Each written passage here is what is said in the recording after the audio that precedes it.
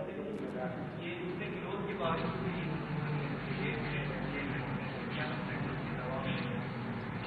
दबाव क्या, ये जो पूरा विदेशी मीडिया में आलोचना हुई, जो लोग चाहते थे कि एफडीआई में रिटेल में एफडीआई की इजाजत दी जाए, वैसे तमाम लोग जो दुनिया भर के लोग हैं उसके पक्षधर लोगों ने एक माहौल बनाया। जिस दिन से माहौल बनाना शुरू किया, इनको अंडर अचीवर और कई तरह की बात हमारे आदरणीय प्रधानमंत्री जी को कही गई। उसी समय ये बात थी कि इनको चिढ़ा करके ये काम लोग करवाएंगे, और अंतोगत वही हुआ।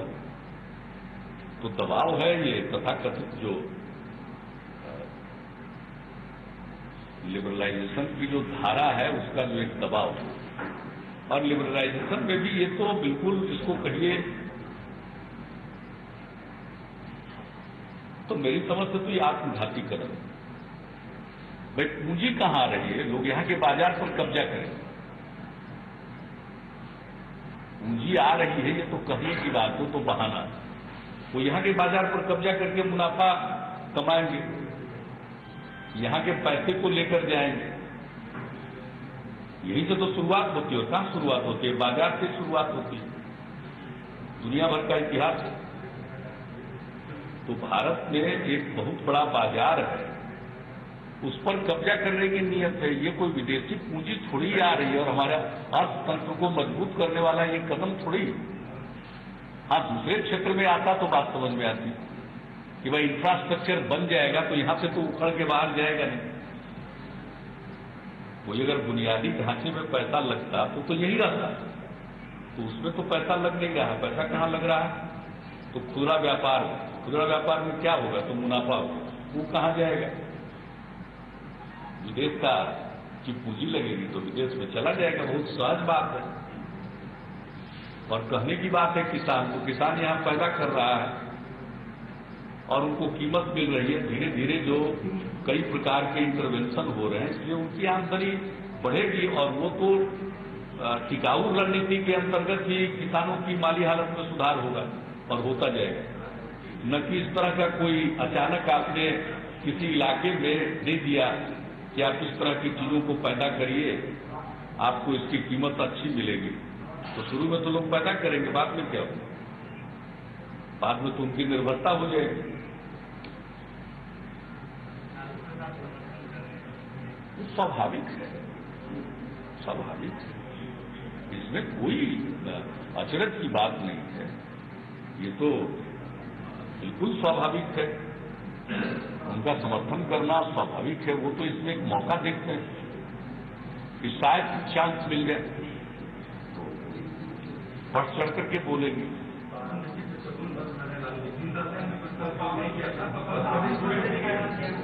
अरे एमपी फंड से तो लोग देते ही रहते हैं।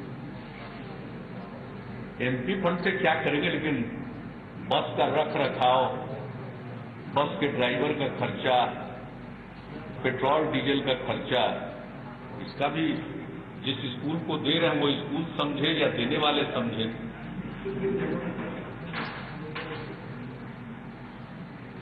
भाई बस दे देने से तो नहीं होता है ना। बस पानी पर तो चलेगा ना, हवा पर चलेगा नहीं। अब बच्चा को चलाएगा नहीं बस को स्कूल का, उसके लिए ड्राइवर चाहिए, उसके लिए ड्राइवर का सहायक चाहिए, समय समय पर उसका मेंटेनेंस चाहिए। तो इस खर्चा का भी प्रबंध साथ साथ कर देना चाहिए देने वाले को। एक बड़ा अच्छा आपको वाकया सुना देते। हम एमपी थे तो मेरे क्षेत्र में एक एमएलए ने क्या किया, बड़ा होशियार था। बाद में उसका चुनाव रद्द हुआ, आप लोगों को मालूम होगा प्रथमा। तो हम घूम रहे थे तो कहा कि भाई एमएलए साहब कहे हैं कि हम मिट्टी का काम करवा देंगे इस सड़क में। एमपी साहब से पक्कीकरण का पैसा आप लोग ले लीजिए। तो गांव के लोगों ने कहा, हमने कहा उल्टा कर दीजिए, हम मिट्टी का काम करा देते हैं, उसको पक्का कर ले लीजिए। यानी उस पूरे प्रोजेक्ट में मिट्टी के काम का खर्च था 10%। तो ये सब चीज में कैपिटल एक्सपेंडिचर तो थोड़ा सा होता है, जो इसका मेंटेनेंस होता है उसकी बात है ना। आजकल आप लोग ऐसा ना फुला दिए हैं, साइकिल से तुलना कर दी। नहीं चला था चुनाव में कि मोटरसाइकिल देंगे, कि लड़का बच्चा सब मोटरसाइकिल चलाएगा तो उसको तो ड्राइविंग लाइसेंस ही नहीं मिलेगा, तो स्कूल के बजाय सब थाना में रहेगा। और मोटरसाइकिल चलावेगा पानी से, तो इसका प्रबंध कर दें। तो ऐसा ऐसा होशियारी अब लोग सब समझते हैं, समझे।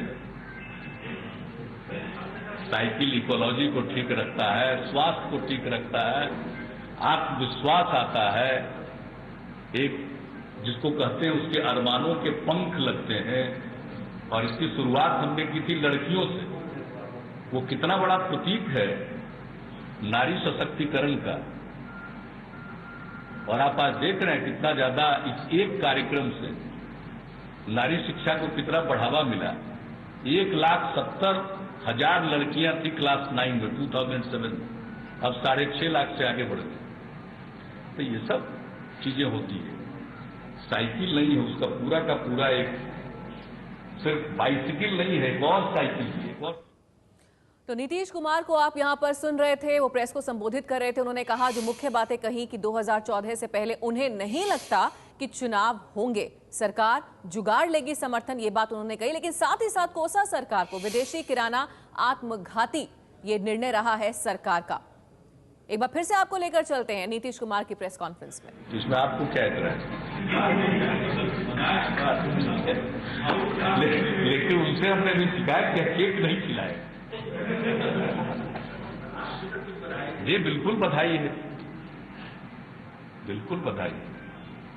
जन्मदिन पर सबको बधाई एक दूसरे को देना चाहिए, हमारी भी बधाई है। ठीक है, वो तो आप और आप दोनों मिल ही लीजिएगा। हाँ बिल्कुल, अधिकारी यात्रा पर निकलेंगे। सिर्फ एक दिन हमने स्थगित किया 30 सितंबर को, चूंकि उस दिन एनडीए के द्वारा भारत बंद का आह्वान किया गया है। ये जो डीजल एलपीजी की कीमत की बढ़ोतरी या कोटा सिस्टम लागू करना और दूसरा रिटेल में एफडीआई के खिलाफ, तो भारत बंद का आह्वान किया गया एनडीए के द्वारा। इसलिए 20 सितंबर का सिर्फ कार्यक्रम हमारा स्थगित रहेगा। लेकिन हम अपने तय कार्यक्रम के मुताबिक कल रात में बेतिया पहुंचेंगे और परसों से बेतिया और मोतिहारी की यात्रा करेंगे। एक दिन स्थगित रहेगा, फिर 21 तारीख को जो प्रोग्राम है उस हिसाब से चलेगा। भारत बहुत सारी कंपनी को कोल ब्लॉक आवंटन के लिए रिकमेंड किया हुआ है, उसका भी दाम लगा। असल बात है, कोयला का कहानी तो है। इतना आप ही लोगों के बीच कितना बार हम कोयला मांगे थे। बिहार के पावर प्रोजेक्ट के लिए कोयला कितना मांगे, तो बिहार को नहीं मिला और न जाने किन किन को कोयला मिल गया। तो सब बातें आ ही रही।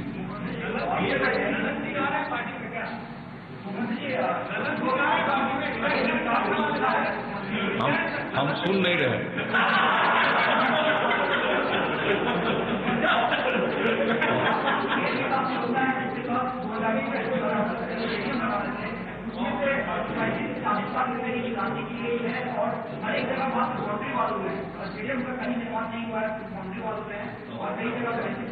नहीं, आप कला संस्कृति मंत्री आपको पूरा बता दें। जो बैठक हुई थी, जो लोग आए थे उन्होंने काफी आश्वस्त किया बिजली के बारे में जो इनिशिएटिव लिए गए सब हमने उनको पूरी जानकारी दी।